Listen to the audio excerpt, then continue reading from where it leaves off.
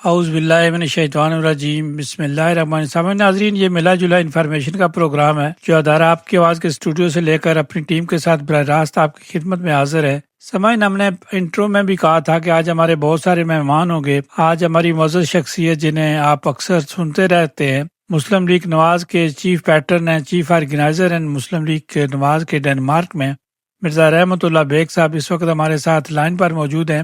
Bag صاحب، ایک بار پھر آپ کو ادارہ آپ کی آواز پر خوش آمدید کہتے ہیں۔ جی راز صاحب، بہت شکریہ، آپ کی بہت نوازش عنایت۔ بیگ صاحب، موسم تو اچھا ہے اور اس کے علاوہ دھوپ بھی نکلتی ہے، گرمی بھی ہے، تو اس کا خیال رکھیے گا۔ اب آم بھی بہت زیادہ مارکیٹ میں آ چکے ہیں اور 14 اگست کے بھی فنکشن ہو رہے ہیں۔ جی بالکل، کہ بہت سی جگہ پہ 14 اگست کے فنکشن ہو رہے ہیں، اور ہمارا بھی جو پروگرام ہے وہ شام 6 بجے 14 تاریخ کو ہی، کیونکہ جتنے ساتھی سب نے مل کے فیصلہ کیا کہ ہم 14 اگست کو ہی پروگرام کریں گے۔ آپ کا 16 اگست کو نہیں تھا؟ نہیں سر، وہ ہم نے چینج کر کے 14 اگست پہ آ گئے۔ جی ہمیشہ ہمارا پروگرام 14 والے دن ہی ہوتا ہے، ریکارڈ موجود ہے آپ کے پاس، تو اس لیے سب دوستوں نے مل کے فیصلہ کیا کہ ہم 14 کو ہی کریں گے۔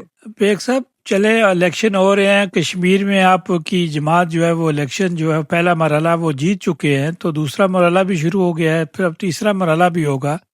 یہ جو شور پڑا ہوا ہے کشمیر میں، آپ کیا کہیں گے؟ صاحب دیکھیں، دشمن جو ہے نا، دشمن ہی ہوتا ہے، اس سے آپ کو کسی قسم کی کوئی توقع رکھنے کی ضرورت نہیں ہوتی۔ اس لیے نہیں ہوتی کہ دشمن نے اپنا کبھی نہ کبھی کسی نہ کسی جگہ پنگا جو ہے نا وہ لینا۔ بارڈر پہ انڈیا بیٹھا ہوا ہے، وہ اس کے اتنے پیادے ہیں وہاں پہ کہ آدمی جو ہے نا مجبور ہو جاتا ہے ان کو کچھ کہنے کے لیے۔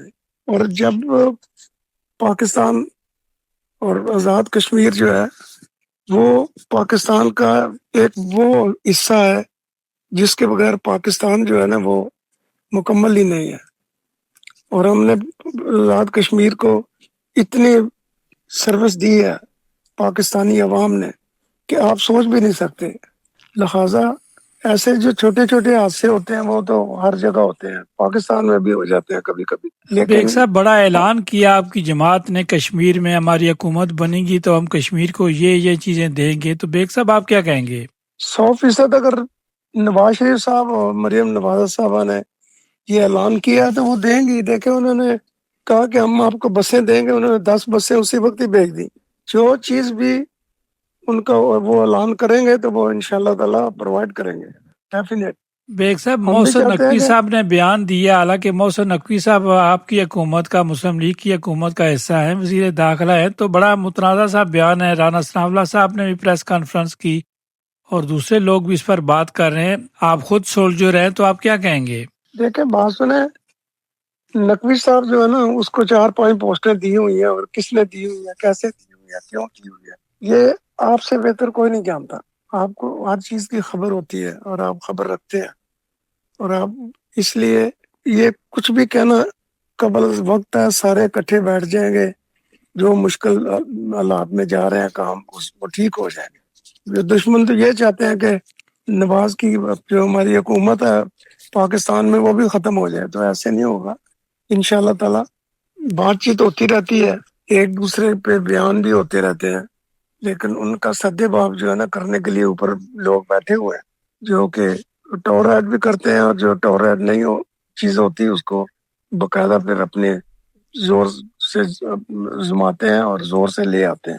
بیگ صاحب، آپ کا جو 14 اگست کا پروگرام ہو رہا ہے، تو کیا یہ دعوت عام ہے یا صرف اپنے پارٹی کے لوگوں کو یا بلایا آپ نے؟ نہیں، یہ کوئی دعوت عام نہیں، یہ صرف اور صرف مسلم لیگ نون کے جیالوں کے لیے ہے۔ جو مسلم لیگ نون کہتے ہیں کہ ہم مسلم لیگی ہیں، وہ ویلکم، اور جو مسلم لیگ میں انتشار پھیلانا چاہتے ہیں وہ نہیں چاہیے۔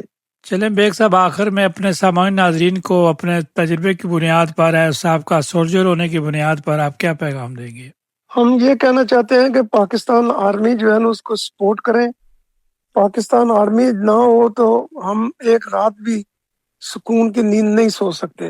لہٰذا پاکستانی عوام کو چاہیے کہ عوام فوج کی عزت کریں، فوج سے پیار محبت کریں، اور فوج جو ہے وہ ہمارا سرمایہ بھی ہے، اور ہمارا جو سرحدوں کی حفاظت کرنے والا ادارہ بھی ہے، اور ہماری راتوں کی نیند جو ہے वो भी अच्छी देने वाला अदारा भी है।